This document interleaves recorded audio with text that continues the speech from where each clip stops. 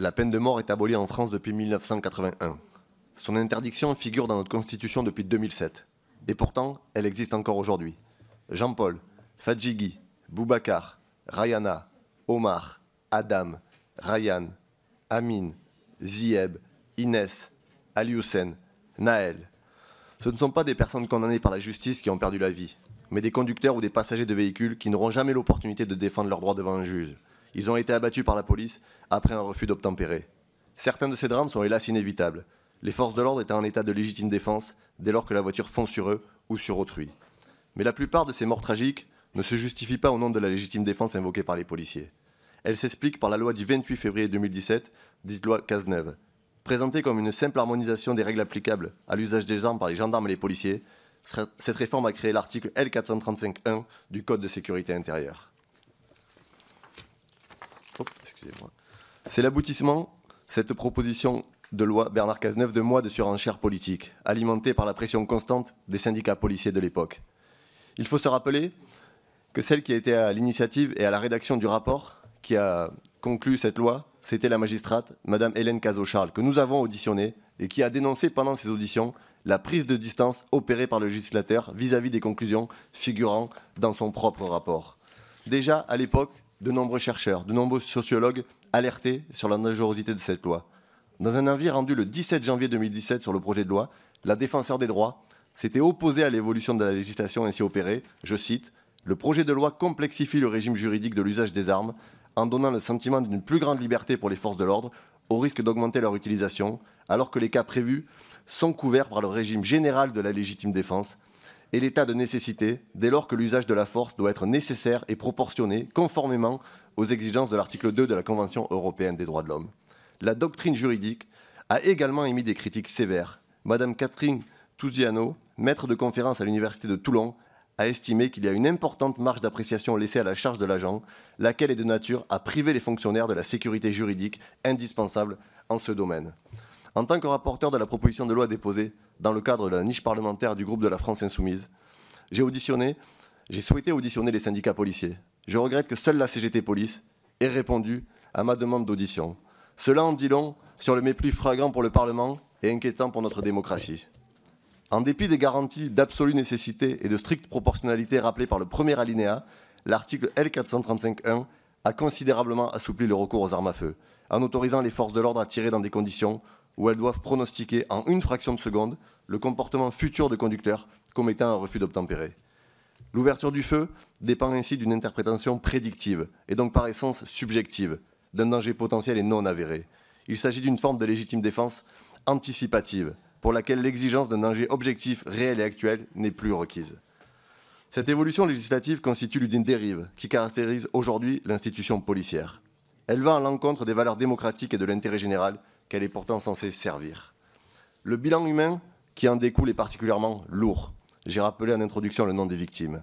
Si la gendarmerie peut aujourd'hui se féliciter de ne dénombrer aucune victime à la suite de tirs réalisés sur des véhicules en mouvement, les chiffres explosent en zone police. Non seulement le nombre de tirs a sensiblement augmenté entre 2012 et 2017 et 2017 et 2022, mais le nombre de tirs mortels a été multiplié par près de 5 depuis la promulgation de la loi Cazeneuve en 2017. 13 personnes ont été tuées par la police à la suite de refus d'obtempérer en 2022. En comparaison, l'Allemagne, pays souvent pris comme exemple dès lors qu'il faut justifier n'importe quelle réforme néolibérale, a une seule personne qui est décédée pour un refus d'obtempérer au cours de la dernière décennie. Cette stratégie sécuritaire est aussi inefficace que meurtrière. Inefficace car elle est impuissante à juguler la hausse du nombre de refus d'obtempérer ces dernières années, quand bien même plus de 4 refus d'obtempérer sur 5 ne représentent aucun caractère dangereux selon les chiffres de la sécurité routière. Meurtrière car elle laisse la possibilité à des agents de police, souvent jeunes, insuffisamment formés, ni entraînés au tir, à ouvrir le feu dans des conditions qui ne sont pas celles de la légitime défense prévue par l'article 122.5 du Code pénal et interprétée strictement par la jurisprudence. Sacrifier le droit à la vie, protégé par l'article 2 de la Convention européenne des droits de l'homme, ne permettra jamais de renforcer la sécurité. C'est une illusion dont nous devons sortir avant qu'il ne soit trop tard, alors que la fracture entre la police et une partie de la population, notamment des jeunes issus des quartiers populaires, ne cesse de s'accroître chaque jour un peu plus. Cette proposition de loi, déposée par le groupe parlementaire de la France Insoumise, poursuit un objectif simple, abroger l'article L435-1 du Code de sécurité intérieure. Ce texte contrairement à ce que j'ai pu entendre, ne privera aucunement les forces de l'ordre de se défendre si elles sont agressées. Elles agiront ainsi dans le respect de la légitime défense, comme elles l'ont toujours fait jusqu'à la loi du 28 février 2017, comme chaque citoyenne et chaque citoyen, sous le contrôle de la justice. Députés de la République, il nous revient de mettre un terme à cette spirale de violence qui a déjà coûté la vie à trop de personnes. En tant que rapporteur de cette proposition de loi, j'ai auditionné les familles de victimes des tirs mortels commis par la police. J'ai été frappé par leur dignité, leur courage et leur détermination à porter une parole qui ne trouve pas la place qu'elle mérite dans le traitement médiatique de ces drames.